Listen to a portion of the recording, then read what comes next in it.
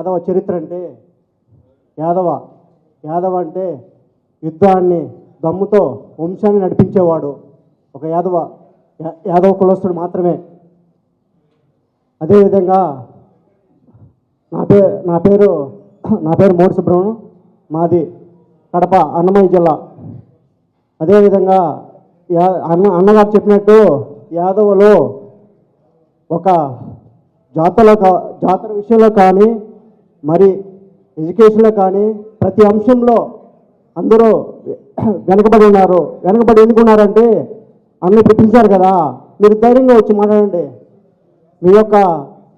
మీ యొక్క మాటలను, మీ సున్నితమైన మాటలను ప్రతి ఒక్కరు వింటారు కదా, అంటే మీలోన్న ఓట్తో బయటపడుతుంది. ఎలా అంటే మనలో ఉన్న సంస్కృతి కావచ్చు, మనలో ఉన్న యాటిట్యూడ్, ప్రతి అంశం ఒక స్పష్టంగా మీ నోటి ద్వారా వినిపిస్తే వాళ్ళు ఇంకొక విషయాల్లో నేర్చుకొని మన యొక్క యాదవ కులం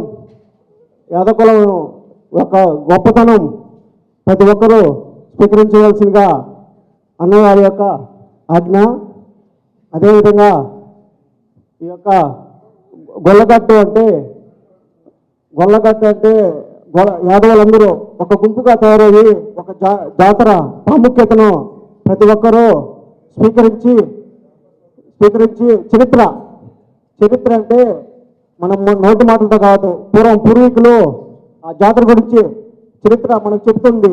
ఆ చరిత్రను స్ఫూర్తిగా చేసుకొని ఇంకా కొత్తదనంగా ఏం చేయాలి, ఇంకా ఏం స్వీకరించాలి, మనకు తెలియని అంశాలు చాలా ఉంటాయి. పెద్దవాళ్ళని స్వీకరించాలి. ఎప్పుడైతే ఈ అంశాలను స్వీకరిస్తామో ఆ జాతర లింగమతులు అంటే లింగం అంటే ఒక సముద్రం ఉంటుంది.